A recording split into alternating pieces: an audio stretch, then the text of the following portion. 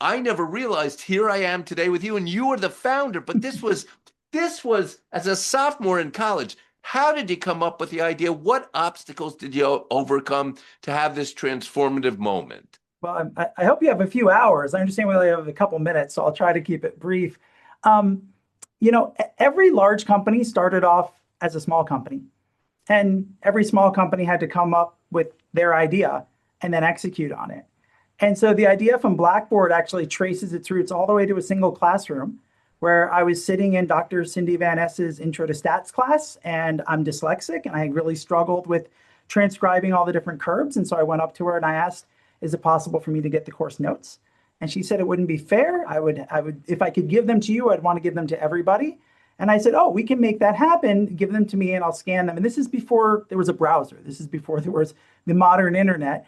There's a technology called Gopher, which no one remembers, but it was a text-based internet. Think about it that way. So I go up in front of the class and I introduce myself and I say, hey, you'll be able to go from your dorm room to the library and download and then print out the notes, and we can all, take notes in the margins, because I don't know if you're having the same problems I am, but I can't keep up with learning and transcribing. And so that was the beginning of it. We created a text-based website for course documents. And then other professors said, hey, you're that Dan Kane, could you do it in my class? And I said, sure, happy to. And then before I knew it, we had more demand than I could do myself. So I told the department, I'm working two other jobs and putting myself through school. I've got to, charge you. They said, not a problem. I hire my housemates. We go 20, 30, 50, 60 courses.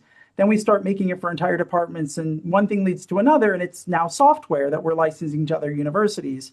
And that's how these things happen. Now, I was never the CEO or co-CEO of Blackboard, because I knew enough to know that while I may have a great idea and I could help write great software, businesses are built, right? Entrepreneurs are built, not born. Like, you can have a visionary idea and you can invent something, but to actually operate a business, that's learned. And that's only really learned through wisdom.